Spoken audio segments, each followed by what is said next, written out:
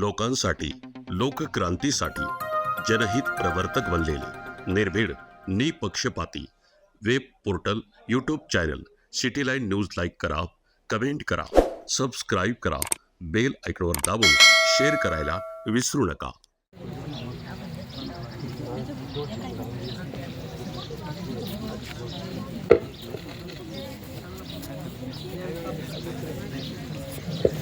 साधु साधु अभिवादनास्ते निश्चनमठापचायनो चतारो धमा वर्धन्ति आयुवना सुख बलति सुखी।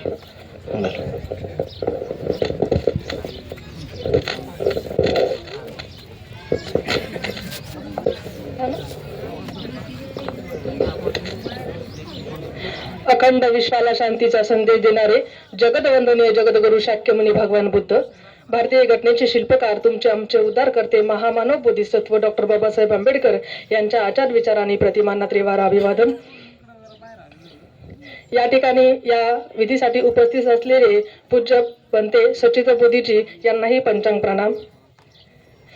त्याचप्रमाणे ज्यांच्या पुण्य स्मरणासाठी आपण उपस्थित आहोत असे कालकथित सर्जेराव दयानंद गायकवाड दादा यांच्याही प्रतिमेचे अभिवादन।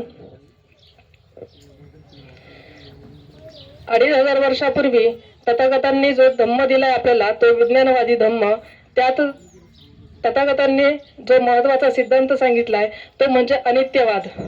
अनित्यवाद म्हणजेच काय की या विश्वामध्ये कुठलीही गोष्ट स्थिर नाही। Nothing is permanent, change is the law of nature.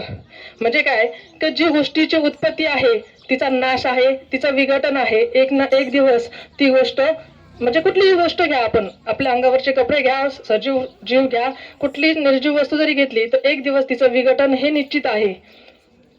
जोपर्यंत आपण हा अनित्यवाद स्वीकारत नाही तोपर्यंत आपल्याला दुःख हे होणारच आहे। कारण आपल्या प्रिय व्यक्ती ज्यावेळेस आपल्यापासून दूर जातात त्यावेळेस आपल्याला दुःख होतं। का तर आपल्याला त्यांचा लोभ असतो, मोह असतो, माया असते। परंतु आपण जर अनित्यवाद स्वीकारला, अनित्यवाद आचरणात आणला की जो व्यक्ती जन्माला आलेला आहे तो एक ना एक दिवस या विश्वातून, सृष्टीतून जाणार आहे, तर आपल्याला दुःख होणार नाही।